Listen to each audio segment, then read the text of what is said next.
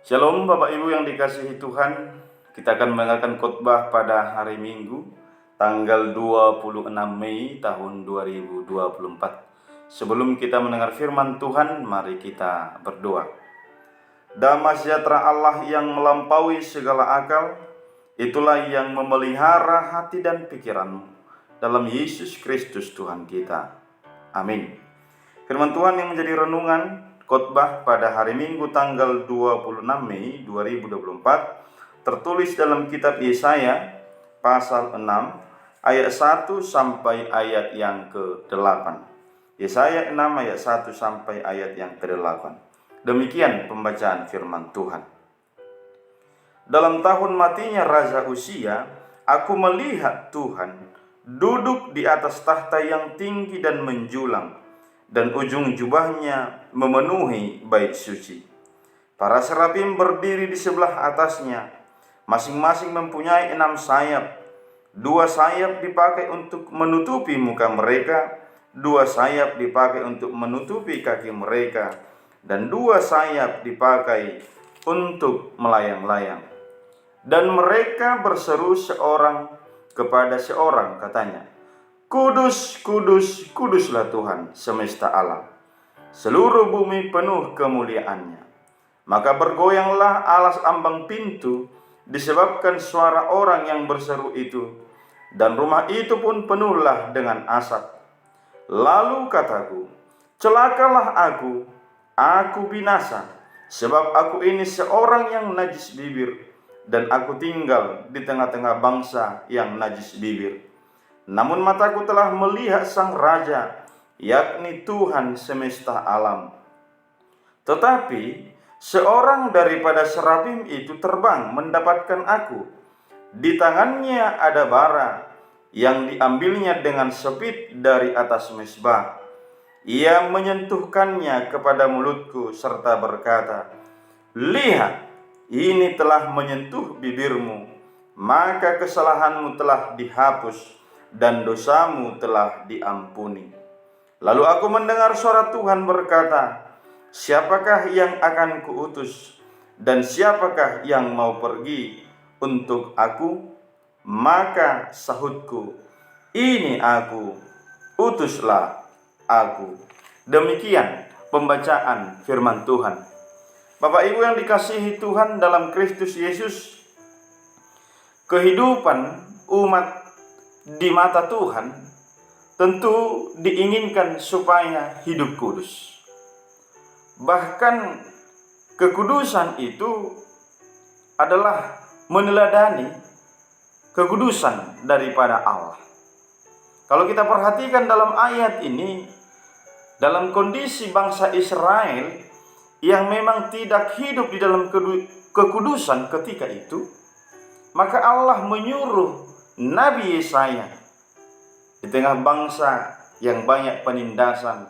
Para pemimpin ketika itu tidak berjalan di jalan kebenaran. Banyak para janda yatim piatu yang mengalami penindasan. Bahkan antara yang kaya dan yang miskin terjadi kesenjangan sosial. Bapak Ibu yang dikasihi Tuhan, Yesaya diutus Tuhan untuk memberitakan agar bangsa itu hidup kudus. Kekudusan itu sungguhlah diinginkan Tuhan dalam kehidupan bangsa Israel. Apa yang mau kita petik dari firman ini yang kita hidupi setiap saat? Firman Tuhan berkata, Tuhan menginginkan kita hidup di dalam kekudusan. Kita hidup di dalam kebenaran. Kekudusan Allah, kalau kita perhatikan dalam ayat ini, membuat serafim bahkan menutup mukanya. Serafim tidak sanggup melihat kekudusan Allah. Dan ini juga gambaran bagaimana manusia secara kasat mata tidak bisa berjumpa dengan Allah. Karena Allah yang kudus, kita tidak kudus. Karena apa? Karena kita sudah berdosa. Firman Tuhan sungguh indah pada saat ini, mengajak kita mengingatkan kita bahwa apakah hidup kita sudah berada di dalam kekudusan? Tentu kita adalah orang-orang yang dikuduskan. Namun setiap saat Tuhan menginginkan hidup kita berjalan di dalam hal yang benar. Apakah kita sebagai hamba Tuhan, sebagai jemaat, berbagai profesi kita, berbagai pekerjaan kita, Tuhan sedang bertanya agar kita menginginkan, melakukan bagaimana ciri khas orang-orang yang hidup di dalam kekudusan. Bapak Ibu saya terkasih dalam Kristus Yesus, kalau kita melihat pengorbanan Yesus di kayu salib, itu adalah satu cara Allah untuk menguduskan kita, membersihkan kita dari dosa. Dan hal itu juga menjadi berharga agar sekarang ini kehidupan kita berusaha di dalam kebenaran. Memang tidak ada orang yang kudus selain Kristus yang kudus. Tetapi pengakuan iman kita berkata adalah persekutuan orang-orang kudus. Berarti kita dikuduskan. Kalaupun kita berdosa karena darah Yesus yang menyucikan kita, maka kita dikatakan adalah orang-orang yang kudus. Yang kedua dari firman ini, Tuhan mengajak kita, bersiaplah dalam misi penginjilan, memberitakan firman Tuhan.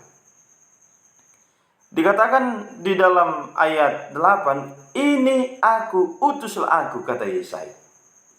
Bahkan Yesaya merasakan dirinya sebenarnya tidak layak. Saya tidak layak ya Allah untuk melakukan tugas ini. Tapi lihat, ketidaklayakan yang diakui oleh Yesaya, Allah membuat dia layak menjadi nabi. Dan satu hal yang diinginkan oleh Allah adalah bagaimana hidupnya, hidup di dalam penyerahan diri, kerendahan hati.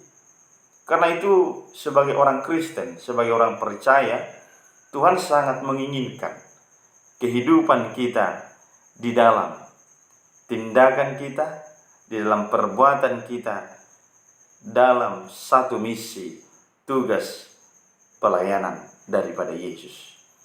Talenta yang kita miliki, karir yang baik, jabatan yang ada, bahkan ekonomi yang mapan, semua itu Tuhan mengajak kita, pakailah di jalan yang benar, dan pakailah itu untuk misi atau untuk melayani Tuhan, baik dalam gereja, pekerjaan kita, dan yang lain.